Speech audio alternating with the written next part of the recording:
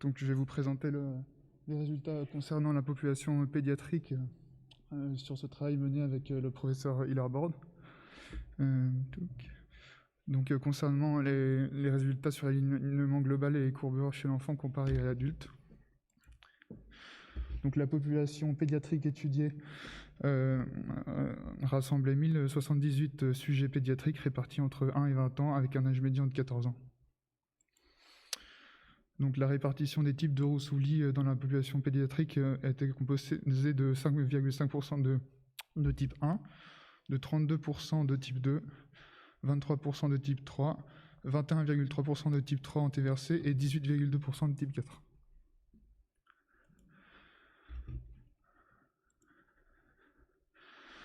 Donc dans la population pédiatrique, les types 1, quand on sépare population pédiatrique et population chez les adultes jeunes, donc les adultes jeunes, on avait considéré que c'était les personnes entre 18 et 49 ans. Donc on notait 5,5% de type 1 chez la population pédiatrique, alors 5,7% chez les adultes jeunes, donc une population comparable. Concernant les types 2, un nombre de patients également comparable. Pour les types 3, on notait une différence donc de 23% chez les patients pédiatriques contre 32% chez les adultes jeunes. Et le type 3 antéversé, 21% contre 5,5%, et c'est là que la différence était la plus majeure. Concernant les types 4, on notait que 18% de patients dans la population pédiatrique avec une augmentation à 24% chez la population d'adultes jeunes. Donc, quand on a stratifié dans cette population les patients pédiatriques entre cartilage Y ouvert et cartilage Y fermé, on notait la prépondérance des types 3 antéversés chez les patients au rachis immature, donc avec cartilage en Y ouvert. On notait une diminution chez ces patients avec le cartilage Y fermé et une diminution encore plus importante chez les adultes, comme on l'a déjà vu, jusqu'à 5,5%. Donc cette diminution progressive du nombre de type 3 antéversés avec la maturation squelettique a été compensée par l'augmentation des types 3 et des types 4. Donc, concernant l'analyse segmentaire, on va déjà parler de l'incidence pelvienne. Dans les groupes à la pré-puberté, donc groupe qu'on avait défini comme groupe 1, on notait une incidence pelvienne médiane à 39,6 degrés. Dans le groupe 2, donc le début de la puberté, une incidence pelvienne médiane à 43 degrés. Et au cours de la croissance pubertaire, on notait une ascension progressive de cette incidence pelvienne qui passait de 43 degrés jusqu'à 45 degrés en fin de croissance. Donc on notait globalement une augmentation d'incidence pelvienne régulière et une incidence pelvienne pédiatrique qui était significativement inférieure à celle des adultes jeunes.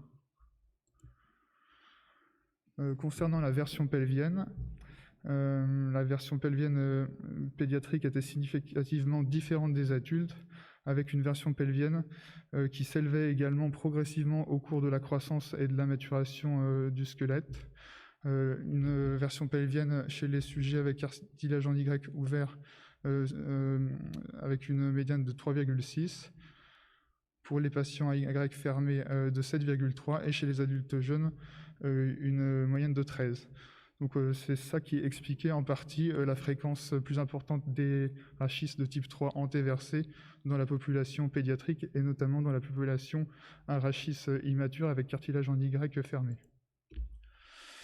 Donc la version pelvienne augmentait pendant la croissance pubertaire et elle augmentait également avec le vieillissement, avec chez les sujets de 20 à 34 ans une moyenne de 10,4 et de 35 à 49 ans une moyenne de 15,7. Un autre paramètre de l'analyse segmentaire, la lordose lombaire L1S1. La lordose lombaire des enfants adolescents était différente de la lordose lombaire des patients adultes jeunes entre 20-34 et 35-49 ans. Le point d'inflexion thoracolombaire était différent chez les patients au rachis immature, donc les groupes 1 à 3. de prépuberté et début de puberté. Et la lordose lombaire était plus faible pour les groupes jeunes, donc significativement plus basse pour les groupes 1 à 3, avec 50 à 55 degrés de lordose lombaire contre 59. Mais on avait également davantage de type 4 chez la population adulte. Donc, on a stratifié ensuite les différences de lordose lombaire entre l'arc supérieur de lordose et l'arc inférieur de lordose. Globalement, l'arc supérieur de lordose était significativement différent de celui des adultes jeunes. Également l'arc inférieur. On avait une tendance identique pour les deux arcs, mais avec un arc de lordose supérieur qui augmentait davantage que l'arc de lordose inférieur pendant la croissance. La syphose thoracique était également plus faible dans les groupes au rachis immature, chez les groupes 1 à 3, par rapport aux adultes jeunes.